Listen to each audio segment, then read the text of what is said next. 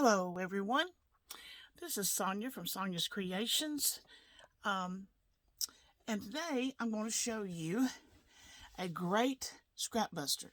Now you can't see this quilt in its entirety, it's a very large quilt, but I am going to leave in the description box below a link to my Etsy shop, which right now the only thing I have in my Etsy shop is this quilt. And I'm going to show you how this quilt gets accomplished.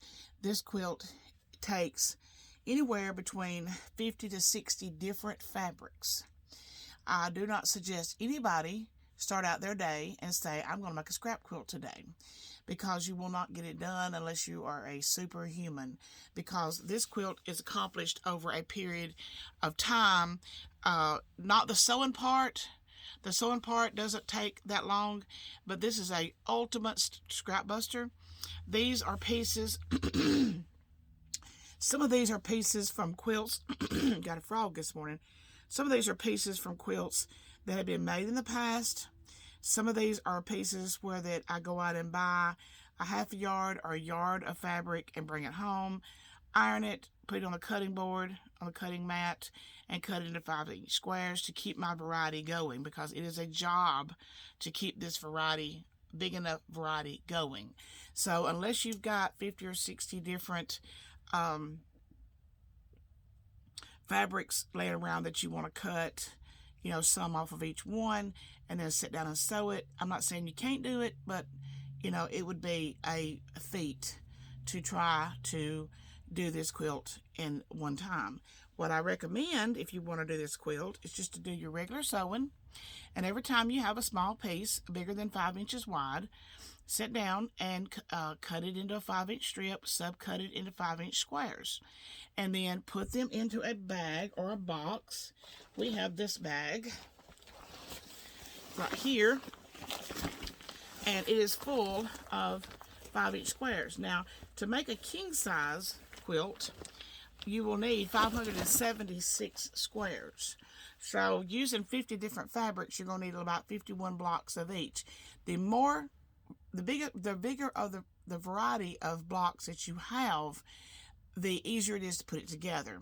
That meaning that whenever I'm going to show you how I put one together. I'm going to show you how I put a block together.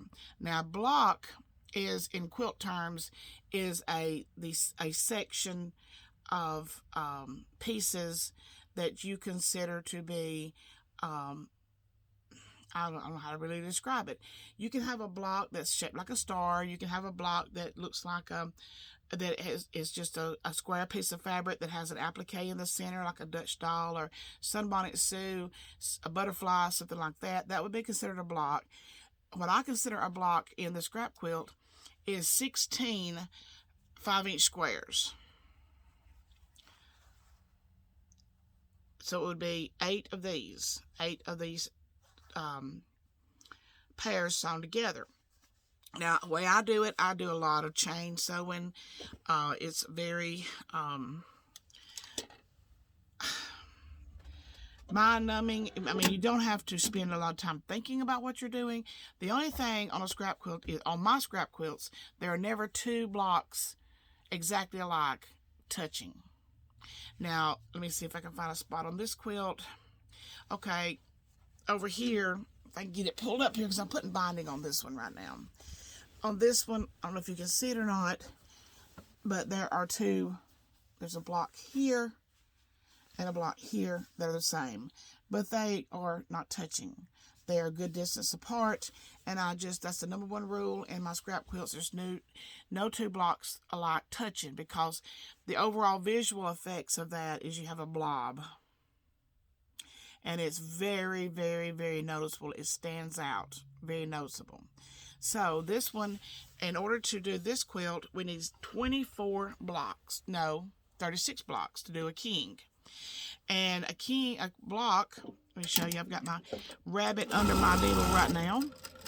Let me move you over just a little bit to be over the sewing machine. I don't know if I can accomplish this where you can see the sewing machine very well.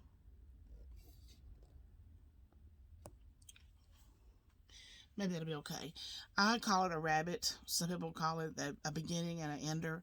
And that's where you just have a scrap of fabric under the needle. And that does make your thread, when you're piecing quilts, sometimes you have a thread issue. Threads everywhere and messy. And putting that under there to start out, it saves on thread.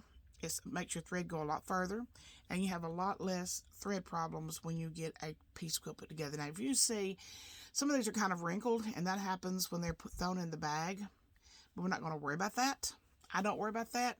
I'm taking 2 blocks, I would run through and do these pairs. I would do a lot of them. There's a stack of them here. Do a lot of these. Doesn't really matter how many you do. Just do them until you get ready to move on to the next phase, and then you can count your blocks. I just finished up 12 blocks, and so we actually only need 24 more blocks to finish this quilt. Now, to accomplish a block, I sit down and I sew 2 different fabrics together and just chain them, just till I get a pile behind my sewing machine. After I get the pile behind my sewing machine, I go through and I start cutting them apart, snipping them apart. As you can see, thread is minimum on these blocks, a very, very small piece of thread. And then go back, after I get a bunch of the pairs sewn together, I go back and I sew them together like this. For some reason, my thread is hanging. Let me check out and see what the deal is here.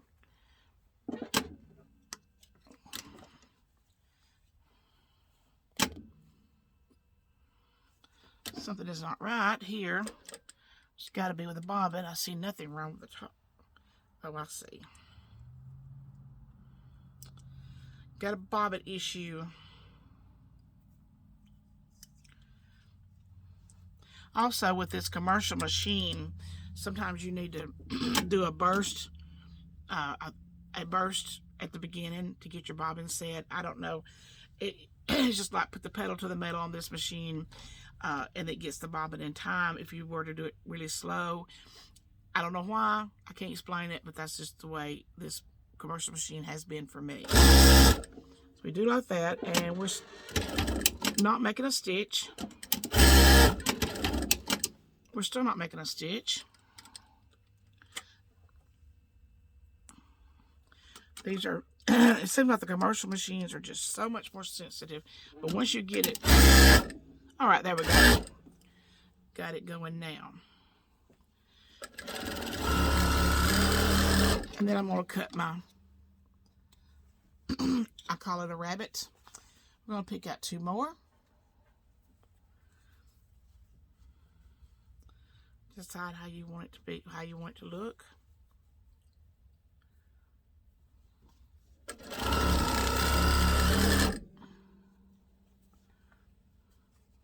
Now, I would, if I were sitting here just sewing and not explaining this, I would sit here and do all of these. I would go through and put all of these together. But for the sake of the video, I'm only going to do 4 of them and show you what I call a block. These are 5-inch squares. That's one of the reasons that I wanted to take off some time. Don't know how long I'll take off. Not from sewing, but from taking custom orders. I've got a lot of fabric that I would like to liquidate into the in forms of quilts. All right, we have 2. I lay them up together, make sure there's no 2 squares matching.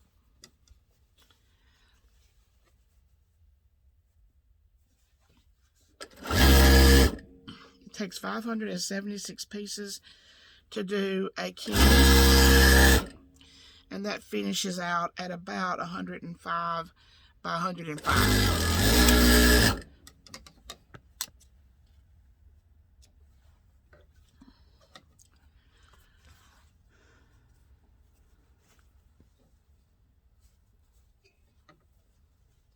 I have a lot of fabric, Some of the fabrics are just too small to really do anything with. So all of those are going to be pulled down, and they're going to be cut into 5-inch squares to add to the variety. Is pieces that I have, made quilts and had just a little left over. Too much to throw away, but not enough to really do anything with. And that's where this comes in perfectly. And we're going to check to make sure that we don't have two alike touching. And we're going to fold this to this, right sides together, matching up our seams the best we can.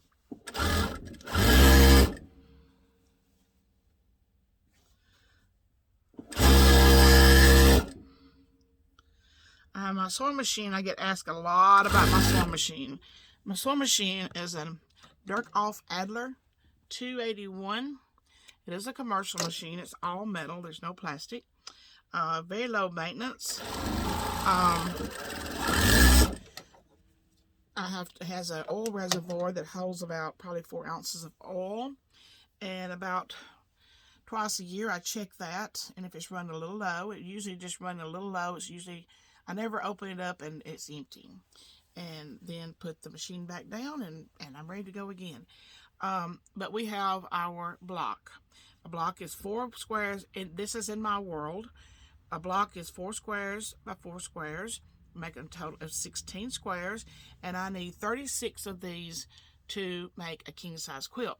That would be 6 long and 6 wide, which makes it 24 blocks wide and 24, not blocks, but squares, 24 squares wide and 24 squares long. That is I believe I figured it up, it's 576 squares. Now,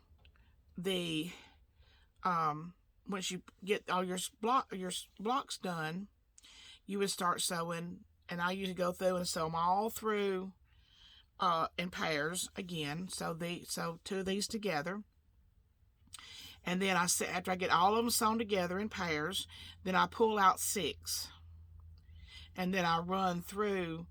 You will have 6 pairs of these, and then your 6 pairs that you've laid aside, your 6 double wide of these. I hope I'm explaining that okay. You would have 2 of these sewn together 18 times to make a king. Set aside 6 of them, and then run them through and sew the other 12 together again, and then add one of your ones that you've got laid aside. Any way you do it, you want 6 of these by 6 of these to make a king. If you do not have any fabric and you wish to make one of these, you're looking at an investment, I think I figured it up the other day, of about a little over $200 just to buy the fabric for this quilt. But once you do buy that much fabric for a scrap quilt, and a lot of people like these because they remind them of their grandmother or their mother using what they had left over from a dress or a shirt, or something for a special occasion, and whenever they had fabric left over, they would sew it into just scraps. And they had very many creative ways of doing that, and I am going to do some more scrap busters. One will be a crazy quilt. Crazy quilts are very, very, you would not think it, but crazy quilts are extremely labor intensive and extremely time intensive. But I did a baby one time, and it took me all day to put that baby crazy quilt together. But I was determined, and I got it finished. I sold it very quickly. But these scrap quilts I cannot keep in stock. I try to keep some blocks made up. I know the other day I pulled them off of the shelf, and I had 13 blocks made up, and I just, like in the evenings, if I'm not ready to quit for the day, got a little time, I may sit here and when I get done, I may have 5 blocks. I stack those up. Next thing you know, I have enough to put together a king or a queen. A queen you would want 5 of these wide and 6 long. Always 6 long, no matter what size quilt you make. That gives you the length you need for your bed.